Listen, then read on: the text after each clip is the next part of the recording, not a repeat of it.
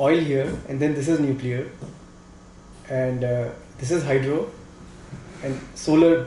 Green is wind, and yellow is solar. And we can see that wind and solar are roughly like 7%. They are roughly 7 to 10% of global power generation today. Now there are two things that sort of are pretty stark here. One is that fueled by growth of power consumption in Asia and Africa, overall power consumption is going to increase dramatically. Even as energy efficiency and other trends are occurring, we're going to see a doubling of power consumption in the next 30 years. But the impact of the solar and wind revolution is that much of this capacity growth will happen with solar and wind. And in fact, the mix of conventional fuels is going to increasingly come down over time. And this is primarily driven by retirements. It takes, these plants are there, they are 30 years, they'll be there for 30 and 40 years. Nobody's retiring them by force. As retirements happen, they're going to build new capacity based on wind and solar. So this is roughly the impact of wind and solar on global power generation. If you look at vehicles, the picture is a little more murky. I mean, today there are close to 1.2 billion light-duty vehicles around the world, and most of them are based on gasoline. They're all gasoline-based. There's a little bit of natural gas, but most of them are gasoline.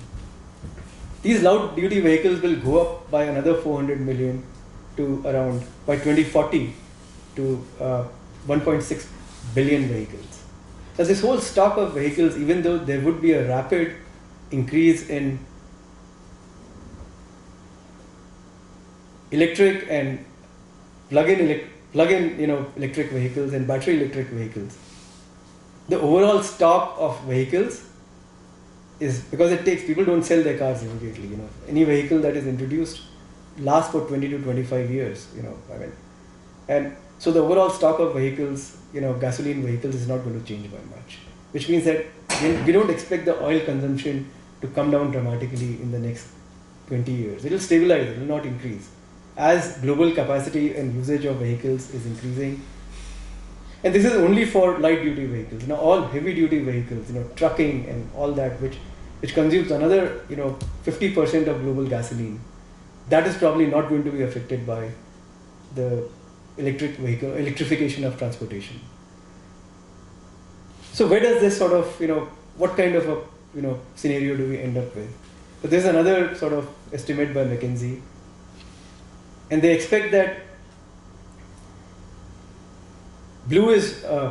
dark blue is coal here, this is oil, and this is gas. And what they expect is that we haven't peaked in terms of, despite the renewable revolution, we haven't peaked in terms of our fossil fuel usage.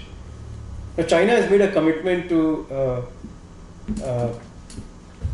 in the Paris Agreement in 2015, that their fossil fuel usage will peak by 2030. That is their commitment. China is still continuing to deploy fossil fuels. Asia is continuing to increase its fossil fuel usage. US has withdrawn from the Paris Agreement. Europe is the only one which is dramatically cutting down its fossil fuel. So what the global energy revolution or renewable revolution has done is it's basically, the impact of that is that even though all the new capacity that is getting built is driven by renewable technologies, fossil fuel usage is only coming down very gradually.